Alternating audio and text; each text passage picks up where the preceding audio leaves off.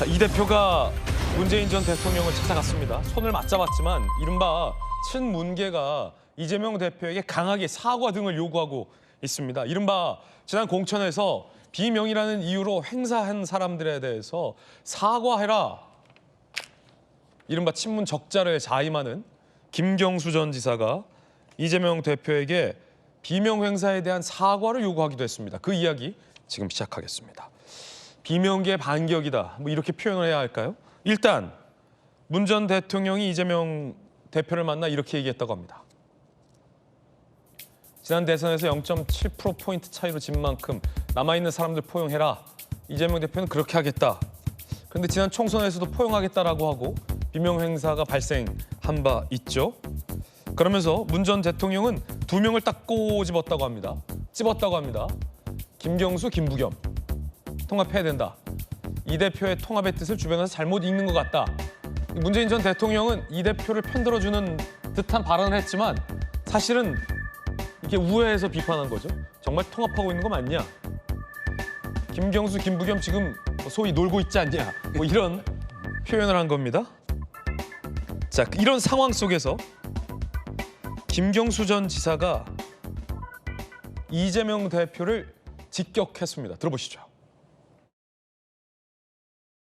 이제 정치를 바꿔야 되지 않겠습니까, 여러분? 이 전대미문의 상황 속에서도 민주당을 포함한 민주개혁 세력이 여론을 압도하지 못하고 있습니다.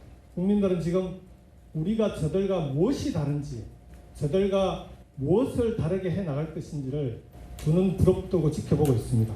어느 한 사람이나 어느 한 사고의 독주를 허용하지 않는, 그리고 다원주의를 지향하면서도 폭력적인 은행을 용납하지 않는다는 것을 국민들께 똑똑히 보여드려야 된다고 생각합니다. 비명 행사 공천 사과하라. 야, 이거 사과하겠습니까? 복당 조치해라. 복당 되겠습니까? 이재명 대표 주변에서 노무현, 문재인 폄훼한 이현주 전 의원, 이현주 의원 등이 있겠죠. 사과해라. 재발 방지 약속해라. 뭐 친명계에서 들어주기는 상당히 어려운 요구들을 했다라는 보도가 나와요. 대선 패배 책임 뒤집어 씌우기 중단해라. 자기들이 지금 왜 우리한테 뒤집어 씌우냐, 뭐 이런 거죠. 민주당 일극체제 사당화 쇄신해라. 거의 정치권에서는 받아들일 수 없는 요구를 김경수 지사가 하면서 사실은 이재명 대표를 직격하고 있다는 해석이 나오고 있습니다. 비명 행사 사과하고 탈당한 분들 복당시켜라. 비명 행사 당시 탈당한 인사가 이렇게 외치면서 탈당한 바 있었죠. 들어보시죠. 오늘 저는 40여 년 동안 몸담고 일구어왔던 민주당을 떠나고자 이 자리에 섰습니다. 저는 감히 무소불위의 이재명 대표를 가감없이 비판했다는 이유로 하위 10% 통보를 받았고, 지금까지 제가 민주당에서 일구고 싸워온 모든 것들을 다 부정당했습니다. 이재명 대표는 윤상군처럼 모든 의사결정을 자신과 측근과만 결정하고 의사결정에 반하는 인물들을 모두 쳐내며 이재명 대표에게 아부하는 사람들만 곁에 두고 있습니다. 이재명 대표에게 정치는, 그리고 민주당은 자기 자신의 방탄을 위한 수단일 뿐입니다. 저렇게 이 대표 사당화를 비판하면서 당을 떠났던 분들에게 사과하고 복당시켜라 라는 요구를 김경수 전 지사가 했습니다. 문재인 전 대통령의 이 대표에 대한 발언도 비슷한 맥락이다라는 해석도 나오고 있습니다. 비명 행사, 김영주 의원님. 네.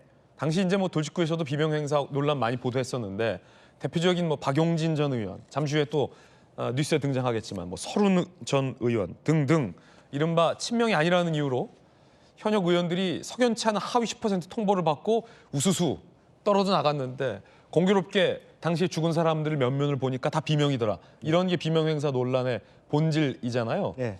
자, 지지율이 떨어지자 문 전 대통령을 찾아갔지만 문재인 전 대통령과 김경수 전 지사는 이런 얘기를 지금 하고 있는데 네. 어떻게 보십니까? 되겠습니까? 저거 받아들이겠습니까? 받아들일 수 없죠. 그러나 방향은 잘 정한 것 같아요. 네. 무슨 얘기냐면 지금 이 흐름의 키를 쥐고 있는 사람들은 사실은 호남이에요. 구민주계. 예. 그 김대중 대통령과 뜻을 같이 했던 분들이 사실은 판을 뒤집을 수 있는 방향입니다. 그러면 사실은 호남에서 이낙연 전 총리를 지지하지는 않죠. 이제 와서 뭐 그런 부분은 없지만 서른 의원도 마찬가지고 동교동계 아닙니까?